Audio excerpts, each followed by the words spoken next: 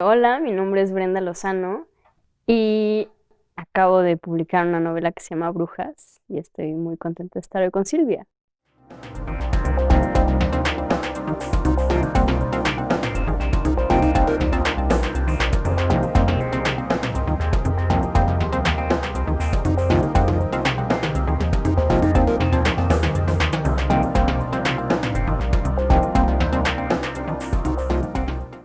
Estoy muy contenta de estar hoy con Brenda Lozano, a quien ya había visto cuando publicó Todo Nada, Cuaderno Ideal y Cómo piensan las piedras. En tu novela Brujas, podría decirse, tiene reminiscencias de Rulfo y de muchos más. Yo viví un tiempo en Estados Unidos y alguna vez estaba platicando con un amigo inglés que me preguntó, oye, ¿tú has escuchado sobre María Sabina? Y yo le dije, bueno, pues sí, es una curandera, ¿no? En los setentas, pero no mucho más. Yo la verdad es que no tenía mucha noticia, más allá de las imágenes muy icónicas que luego Sí, circulan en camisetas, pero no más allá que eso, ¿no? Nunca había... Y me dio curiosidad que me hablara de ella y lo que me contó, de una relación que había tenido con un banquero, que fue básicamente la razón por la que María Sabina se hizo muy conocida en su tiempo. Y yo pensé, qué increíble personaje. Y leí algunos de sus cantos. ella cantaba Ella y cantaba, aplaudía. ajá, ella cantaba y me pareció así como una poesía hermosamente imposible y loquísima y al mismo tiempo como cósmica y como que dije, wow, ¿no? ¿Quién es ella? Y por ahí leyendo eso, como que dije, yo quiero eso, ¿no? Yo quiero, al mismo tiempo, apegarte mucho a una historia, digamos, documentada, una Sí. historia en la que te tienes que apegar. Siento que me cortaba muchas de las cosas que yo quería hacer. En algún momento pensé como, voy a hacer una novela basada en María Sabina, ¿no? Que sea ella. Pero luego pensé, no, quiero que sea hoy, con todas las redes que hay hoy, con cómo funciona la fama hoy, con cómo salen las historias, ¿no? En un minuto viaja de un rincón del mundo al otro. O sea, ¿cómo sería eso hoy? ¿Qué músicos, qué gente, qué... O sea, como que me preguntaba mucho cómo sería todo eso, pero hoy, como una especie de traducción de esa otra historia. Y sí, al principio sí fueron esas lecturas en las que me basé y leí un montón al respecto de eso y también como de herbolaria y como de hongos y cosas Sí. así, como de cómo es, ¿no? Te despertó la inquietud. Sí. Es increíble la historia de María Sabina porque básicamente en los 50, a mediados de los 50, eh, hay una lingüista gringa que vive en Oaxaca que escribe un texto sobre María Sabina, diciendo ella es una mujer maravillosa, increíble, no puede ser la magia que hace. Y paralelamente en Nueva York vivía uno de los banqueros fundadores del banco Chase, que es uno de los bancos fuertes, digamos, internacionales. Y pues Nueva York en los 50 debió haber sido el extremo no sé, yo me lo imagino así como wow, ¿no? Y bueno, pues Oaxaca, la sierra oaxaqueña en ese momento, Huautla ha de haber sido, pues ha de haber sido increíble y al mismo tiempo estar como en otro siglo, ¿no? No había carreteras, andaban en burro, eh, Caminaban. caminaban, en fin, un contraste muy opuesto, ¿no? Entre los dos contextos, el de María Sabina y el del banquero súper poderoso en Nueva York, que él a su vez tenía una afición con su esposa por los hongos. Entonces cuando leyeron el texto le escribieron una carta a esa lingüista que estaba en Oaxaca diciéndole, por favor, cuéntanos más de esta mujer, está increíble. Y la lingüista les manda una carta, finalmente ellos van, él publica un texto en Time, como en el 56 por ahí, que es lo que finalmente hace que en esa época que se estaba pues a punto estaban ya burbujeando, ¿no? Como el rock, el cine, un montón de cosas culturales, ¿no? Que iban a romper en la ola de los 60s y en los 70s.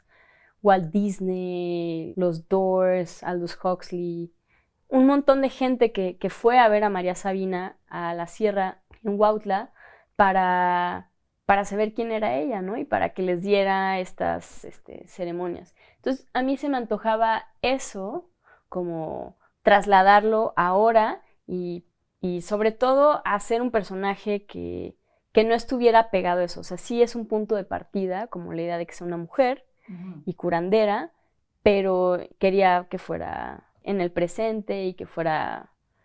quería esa libertad de poderle hacer que se fuera por donde fuera, que su historia fuera otra, que su contexto fuera distinto, en fin, que lo hubiera iniciado una mushe, que es Paloma, ¿no? Quería que en su historia hubiera un personaje trans como muy, muy importante.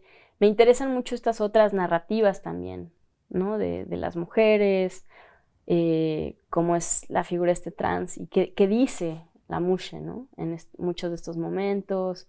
Eso para mí fue lo mejor de todo, o sea, como estar ahí imaginando todo eso. ¿Y cómo aprendiste todo ese lenguaje que usas?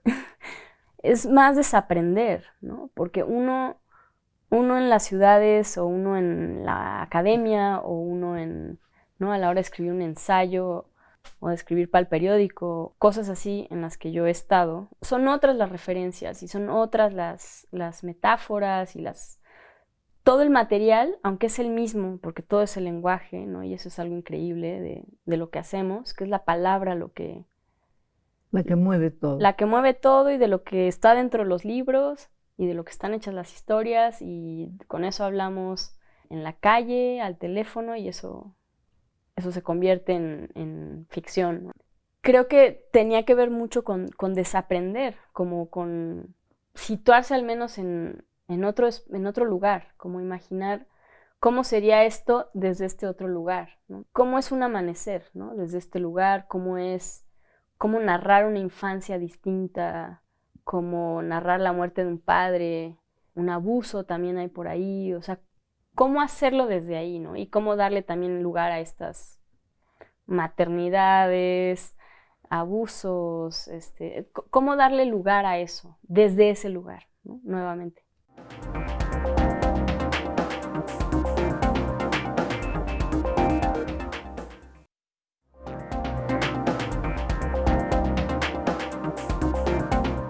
En la novela se dice, no me interesa lo esotérico, no me interesa lo sobrenatural.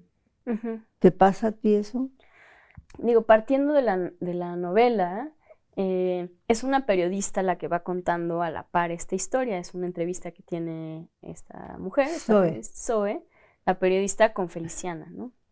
Entonces yo me imaginaba que la bola iba y venía entre las dos historias y cómo se iban un poco en paralelo las dos. Y ella me interesaba mucho que fuera totalmente racional, que no fuera esotérica, ni que la historia se fuera por allá, ¿no? Ni por el lado de la psicodelia, que puede bien entender si hay chamanes y hongos y hierbas y tal, podría irse como por el lado de la psicodelia, podría irse por el lado del esoterismo, pero no hay nada en eso que me interesaba a mí, en tanto esta historia. Creo que sí soy yo muy supersticiosa en un nivel muy personal, o sea, a unos grados como de que sí, bueno, la sal no me la puedo pasar yo misma porque no me quiero echar la sal yo misma. Si hay una escalera y hay que dar una vuelta rarísima, yo doy la vuelta rarísima para la otra banqueta para no pasar por ahí. Perdón, a la hora de trabajar tengo que tener mis flores amarillas. En fin, tengo un montón de fetiches y supersticiones también.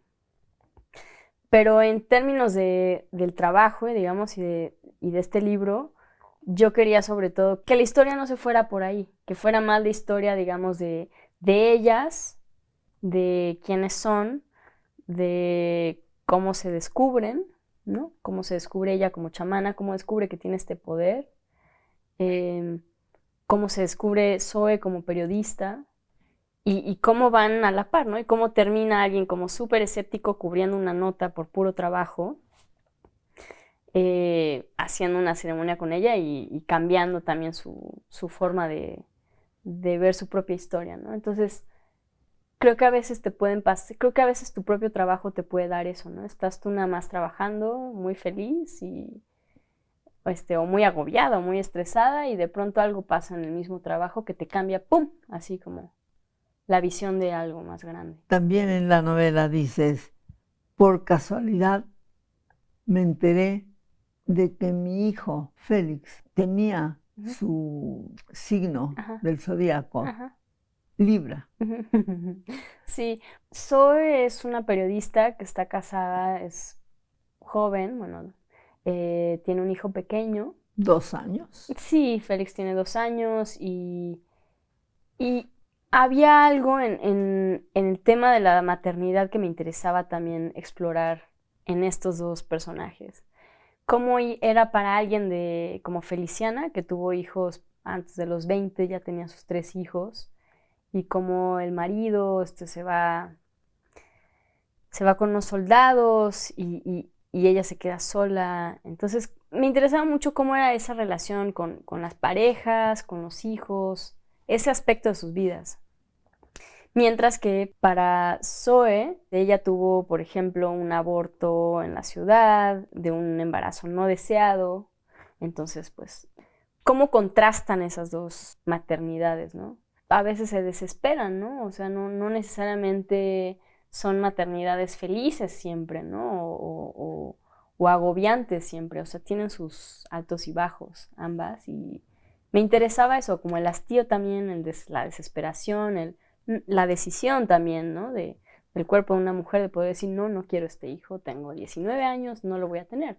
Y otra mujer diciendo, sí, sí quiero 3 hijos y hubiera tenido más, pero me desesperan y meto a mi hijo en un hoyo porque no lo aguanto. O sea, ese tipo de, de cosas en torno a la maternidad que ha sido muy romantizada también, creo, ¿no? Y tiene muchísimos aspectos que me interesaba también que estuvieran en esas historias.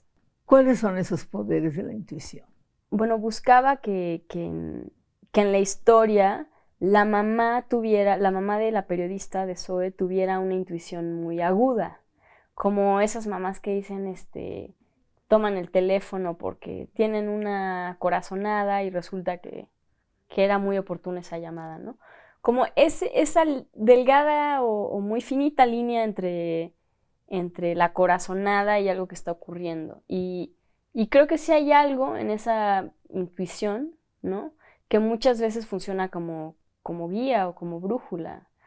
Creo que al menos, digo, en un nivel súper personal, creo que a mí siempre sí hay algo en esa intuición que creo que no falla, ¿no? Cuando algo te sabe mal o algo te suena mal es porque está mal, ¿no? Tiene que ver con confiar en ti, confiar en cómo te estás sintiendo, creo. Entonces, pero bueno, eso te lo digo así desde un lugar muy, muy, muy, muy personal, en situaciones en las que yo me pregunto por cómo, esto me sabe mal, está mal, ¿no? O si tienes miedo es porque hay algo que te está ahí vulnerando, ¿no? Y hay que escucharlo también y hay que hacerle caso. Entonces, yo quería que la mamá de Zoe tuviera eso muy, muy exponenciado, muy como exagerado, y que hubiera distintos tipos digo, em, es un poco machista, ¿no? Cuando por ejemplo, un hombre puede llegar a decir como, no, es una bruja, ¿no? Esa mujer, o ahí está la aquelarre, ¿no? Se juntan un grupo de mujeres a cotorrear y ya, y es el aquelarre. Entonces, hay algo en eso, como, creo que tiene así un montón de lados y un montón de tonalidades, ¿no? Como desde chamanismo o como una mujer que simplemente dice, no, no te vayas por la derecha, vámonos por la izquierda, ¿no? O que una mujer le dice, vamos a decir a su pareja como, no me latió mucho esta persona, parece poco confiable, ¿no?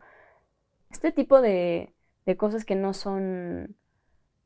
se pueden cuantificar, materializar, son nada más como de un sentir, ¿no? Y hay quien sí le hace caso y hay quien no. Y yo quería que dentro de digamos, pequeño universo de brujas o de curanderas hubiera también eso, que hubiera varios elementos, ¿no? Está la Mushe o, bueno, Feliciana, que es como la más famosa y grande que existe, y que también haya de la vida cotidiana, ¿no? De alguien que te dice, no, eso no me late, y ya.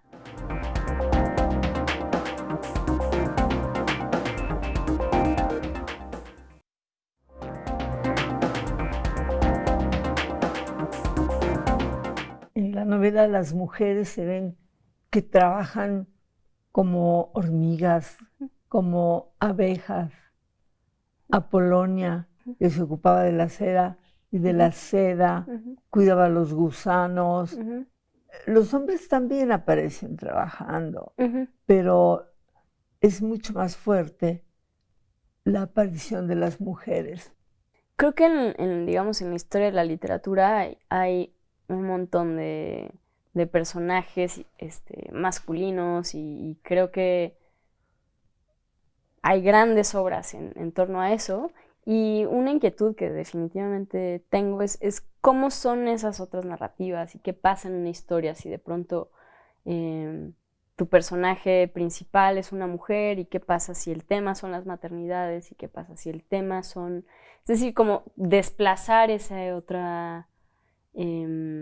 otros temas en estos personajes. Entonces me interesaba mucho que en esta novela, bueno, la historia de Feliciana es básicamente una historia de una familia de muchas mujeres.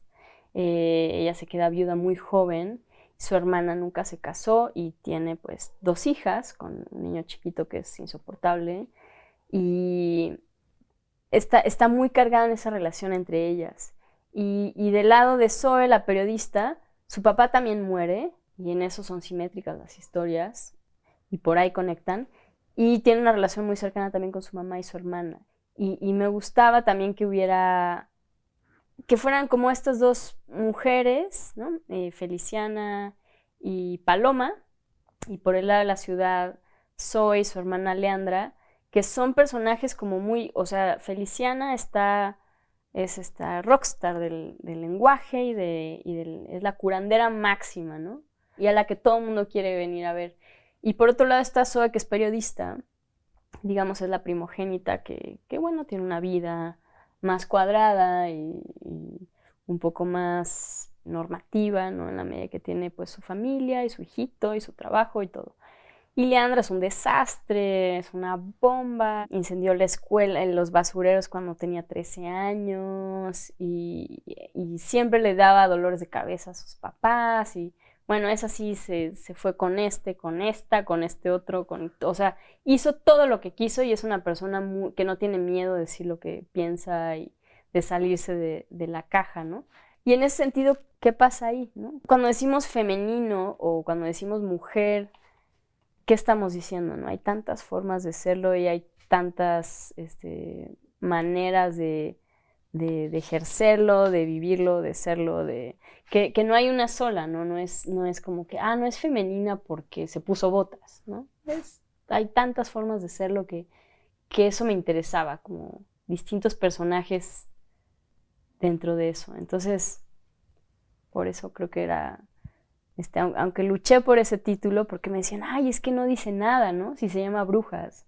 Y yo decía, yo creo que sí, es una palabra muy sencilla y pues te vas a imaginar mujeres, ¿no? El lenguaje aquí es para prender la luz en lo oscuro, para verlas todas las enfermedades, porque el cuerpo es uno. Es que claro, o sea, a veces pensamos que estamos particionados, ¿no? Que el cuerpo es una cosa, el pensamiento es otro, que las enfermedades son unas y la mente es otra, ¿no? Y yo quería que ella tuviera una visión muy circular de todo, de que somos cuerpo, somos palabras, somos pensamientos, somos enfermedad y somos salud y todo está ahí al mismo tiempo. Entonces, el lenguaje, como platicábamos hace ratito, creo que muchas veces puede ser, sí, claro, un cambio en la narrativa y eso implica un momento muy luminoso.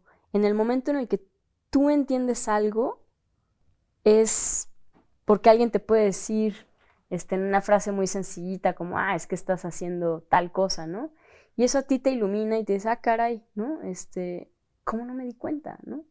Y eso es una iluminación, porque eso te deja ver que igual y te estabas cometiendo el mismo error una y otra vez, y entonces ya no lo quieres cometer más, pero solo hasta que lo ves, solo hasta que una palabra o unas frases te iluminan ese presente o esa forma de actuar, es que puedes decir ya no más, ¿no?